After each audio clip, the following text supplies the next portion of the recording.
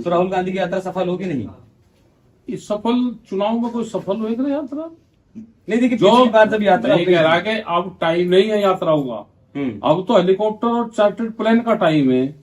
अब भाई पैदल से बस में कर दिए, बस से कोई सफर होगा नहीं। देखिए, जब पिछली यात्रा की थी तो पिछली यात्रा के दौरान हिमाचल प्रदेश जीता, यात्रा खत्म होती कर्नाटक जीता। तो पूरे देश का चुनाव है, उनको यात्रा रोकनी चाहिए, यात्रा को 6 महीने 7 महीने एक्सटेंड करना चाहिए। और चुनाव का टाइम है, अब हेलीकॉप्टर चार्टर्ड प्लेन लेके पूरे देश में सफाई करनी चाहिए। लेकिन जो जनाधार वाले नेता हैं वो तो लगातार साथ छोड़ रहे हैं। बता तो छोड़ जाएंगे भाई, और छोड़ देंगे। अच्छा, यूपी में कैसी स्थिति रहने वाली है 24 में? मिशन 80 है बीजेपी का, 70 से कम जीतता है। 70 से कम। ये जीतने को तो सारे जीत जाएंगे। नहीं, आपका आंकड़ा क्या है? आंकड़ा नहीं, हमारा आंकड़ा थोड़ा किसी का। वे तो बीजेपी के कैंडिडेट को जीत का सर्टिफिकेट देते हैं। अच्छा, हाँ, लेकिन ये सारे नहीं देंगे। ये मतलब बीजेपी का कैंडिडेट वोट से नहीं जीतता ना। तो फिर कैसे? आप भी ईवीएम पे सवाल उठा रहे हैं। ईवीएम की तो जरूरत ही नहीं रही। चंडीगढ़ में ईवीएम था क्या? नहीं, ऐसे ही है। नहीं, चंडीगढ़ वाला मामला तो अभी कोर्ट में है ना, उसमें तो जो कुछ नहीं होना, जांच अधिकारी कुछ नहीं होना। वो हाईजैक देखो, किया गया चुनाव। मुजफ्फरनगर और ये सब लोग भुगत हो गए चुनावी टाइम पे, जब विधानसभा के चुनाव हुए। तो ये बताइए, चंडीगढ़ का चुनाव हाईजैक किया गया है नहीं? हाईजैक तो कर ही लेते हैं ये सब। देखो, विपक्ष वाले या कोई भी है, जो सरकार गलत काम करती है उसका अगर विरोध नहीं करोगे तो पूरा रणनीति उनकी कामयाब होती है। देखिए, विरोध करने का काम विपक्ष का है, लेकिन विरोध करते आप हैं ना। हम नहीं करते, हम चुनाव का कोई विरोध नहीं करते भाई किसी का। ना मैं चुनाव लड़ना, हमें तो अपना काम बहुत है। हमें तो खेती किसानी का, लेबर का, आदिवासी का, इनका काम बहुत है। हम चुनाव का हमारा कोई इशू नहीं है। अच्छा, आपने भविष्यवाणी की थी अभी पिछले दिनों, आपने कहा था कि जो है 24 में आएंगे तो मोदी जी।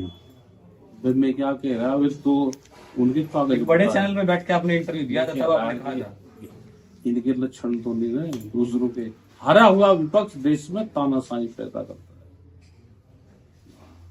और उसके बाद आपने ये भी कहा था कि बीच में जो फिर प्रधानमंत्री योगी जी को बना दीजिएगा। तो योगी को बढ़ा तो योगी जी को क्यों है? और भी तो बड़े नाम है बीजेपी में। अच्छा भाई, अपने यहाँ का मुख्यमंत्री अगर ये बढ़ जाएगा तो क्या दिक्कत है? तो आप चाहते हैं योगी जी बने? हमारे कहने से कौन लग रहा है? वहाँ तो अमित शाह। अच्छा, आप लगातार सरकार को अपराधी बताते हैं। और किसको बताओ? तो वो अपराध क्या है सरकार का? जैसे बिहार में है, बिहार में मंडियां बंद कर दी। वहां अब कोई मंडी बिहार में है ही नहीं कि किसान अपनी फसल ले जाकर वहां बेच सके। सब सिस्टम खत्म कर दिया। यहाँ पे भी पूरे देश में ये मंडियां खत्म करेंगे, जिससे व्यापारी सस्ते में किसानों की फसलों को ले सके। किसको अपराधी बता दो? इस हिसाब से, जिस हिसाब से आप बता रहे हैं कि मंडी अगर बंद कर दी जाएंगी और बिहार में तो कर दी ना, बिहार में कमान आ जाएगी, तो फिर तो जो है किसान के लिए वो खतरनाक भाई है। मंडी एक किसान का प्लेटफॉर्म है। जैसे ट्रेन बगैर प्लेटफॉर्म के नहीं रुक सकती। अगर वो बगैर प्लेटफॉर्म के रुके तो अगर कोई चैन खींच दे तो उसको मुकदमे दर्ज होते हैं। भाई किसान की ट्रेन को भी तो रोक दो आप प्लेटफॉर्म पे। किसान का प्लेटफॉर्म मंडियां हैं। जब 3 काले कानून आए, 182 मंडी मध्य प्रदेश की ए ग्रेड की वो इनमें बेचने निकाल दी। अभी भी जो प्राइवेट मंडियां हैं उसको परमिशन दे रखी है, कोई भी माल कहीं से भी खरीद कर कहीं बेच लो। तो व्यापारी ने बाहर मंडियां बना ली, वहां से खरीद करते हैं। ये धीरे धीरे मंडी 5, 6, 8, 10 साल में खत्म हो जाएगी मंडी। इनको टैक्स नहीं जाएगा, गिर जाएगी, लोग बाहर चले जाएंगे। इन जमीनों को फिर ये लीज पे देंगे।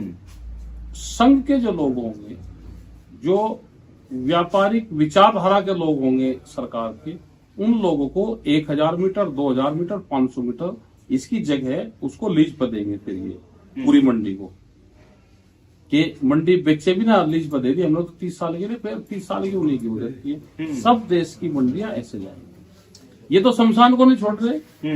मेरठ में कंकर खेड़ा के पास में गांव है, उसका शमशान घाट 11 आदमी की कमेटी बनाई, 31 हजार रुपए कमेटी वालों ने दिए।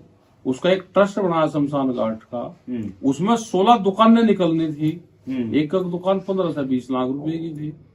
वो तो फिर कुछ लोगों ने वो रुकवाया, नहीं तो शमशान घाट की कमेटी बनाएगी उन्होंने। ये देश में कुछ नहीं छूट देंगे। चलिए। अभी 3 साल में पॉलिसी आ रही है, सुनो। जिसका किराए के 2 मकान होंगे, 3 वो मकान जाएगा। जो किराए पे किराएदारी से मकान चढ़ा रखा है जिसने, सब मकानों को चिन्हित लग रहे हो। जमीन जाएगी, सब जमीनें सब चिन्हित लग रही है। और किसके पास में पट्टे की जमीन जा रही है, पट्टे की जमीन जो 40-40 और 50-50 साल पहले आया, वो सब पट्टे कैंसिल कर सरकार दे, उनको फिर दीजिए पैसे।